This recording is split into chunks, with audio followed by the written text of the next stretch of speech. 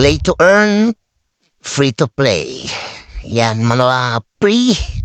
Ang gusto ko lang i-share ang tricks kung paano mag-rent ng X-Sprite. Kahit hindi ka na gumastos, pwede ka namang mag-rent. Ang kagandahan lang dito sa renting, wala kang lalabas na pera. Pero depende sa owner kung ilang percent ang sa'yo sa kanya. 50-50, 40-60, mga gano'n. No? Para makapag-rent ka dito kasi maraming nagkiklik ngayon, maraming nagre-rent. Ang gagawin mo lang, paulit-ulit mo lang siyang i-click. Click mo lang yung rental market. Yan. Paulit-ulit mo lang yan na i-click. Yan mga boss. Yan. Hanggang may lumabas, paunahan lang yan pag, ayan yan, pag may lumabas na, mamili ka kaagad dyan, tapos i-click mo ulit. Kasi pag naunahan ka, hindi mo na marerent yan. Yan, ganyan yan. Level 32, maganda sana to, kaso 10% lang yung sayo. Yung sa kanya, 80%. So, tapos may weakness pa siya.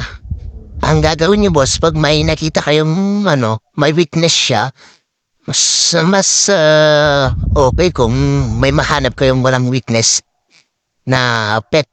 And ito maganda to kasi 40% yung sayo, 60% sa kanya. Yan, yung sa akin, yung rent ko na yan, level 4 lang yan, pero malaki yung binibigay sa akin. So, bali, 50% yung sa akin dyan. Yan, paunahan lang. Ayun, mag-level up naman kayo ng sarili niyong pet. Kasi pag na-level up niyo yan ng mataas na level, mataas din yung ibibigay niyan. Kahit hindi ka na mag-rent. So, level 15 pa lang sa akin, nakukulangan pa ako dyan sa binibigay ng sarili kong pet.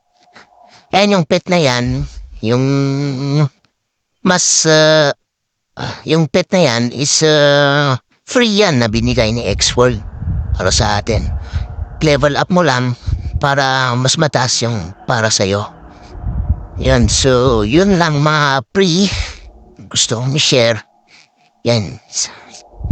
Tingnan natin yung history ko sa yung binibigay ng pet ko. Ayan ay yung X-Sprite na nirent ko. Ayan, treasure chest, 15. Bali, nasa 31, 32 na yan, mga ganyan. Kasi 50% yung sa akin. 15, 24, ayan. Yan na yung sa akin, bali 40 plus na hati. Sita 50-50. Yan yung mga nare-receive ko na reward. Pag may X-Sprite ka, mas mataas yung bibigay sa'yo. So, yun lang mga pre. Maraming salamat sa panonood.